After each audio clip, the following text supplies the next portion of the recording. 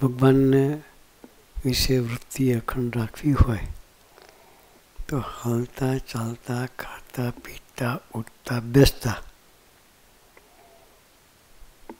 દરેક અનુસંધાનમાં એ રાખીએ તો જ તમારી ભજનમાં વૃત્તિ રહે. એટલે પ્રવૃત્તિ ગમે કરીએ, એક વૃત્તિ સમજમાં રાખવાની. અગર જમીએ છીએ તો જમતા જમતા સ્વામીની ઘણી સ્મૃતિઓ આપણે જોઈ છે કે સ્વામીજી આ રીતે જમશે. એ સ્મૃતિને યાદ કરીએ. ચાલતા હોય, વોક કરતા હોય તો વોક કરતાં કરતાં બી સ્વામીજીની સ્મૃતિ આપણને છે જ. હરણફાળ સ્પીડથી જે ચાલતા હતા એ બધા દર્શન કર્યા છે.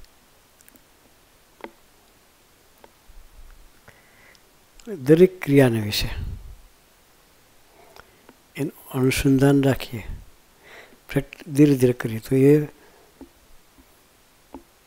ભજન ટાઈમે એ બધી વસ્તુ તમને તાજી રહે. એટલે આપણે બધા દરેક ક્રિયાને વિશે સ્વામીજીને અનુસંધાન રાખીને કરવાની. ધૂન કરવા બેઠા તો સ્વામીજી ધૈર્ય ધૂન કરતા હતા, આપણે બધા બેસી જતા હતા ટોળો વળીને સાઈના આસન આજુબાજુ. એ સ્મૃતિ થઈ આવે. એ બધી સ્મૃતિને ધીરે ધીરે ધીરે વાગોળતા રહેવાની. સ્વામી સ્મૃતિ તો ખૂબ આપણને આપી છે, દરેકને છે.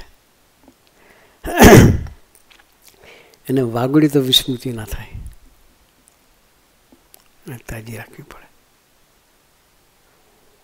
આપણે બધાએ એ અનુસંધાને રહેવું છે.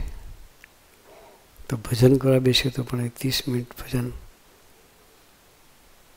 ક્યારે થઈ જાય ખબર પડે.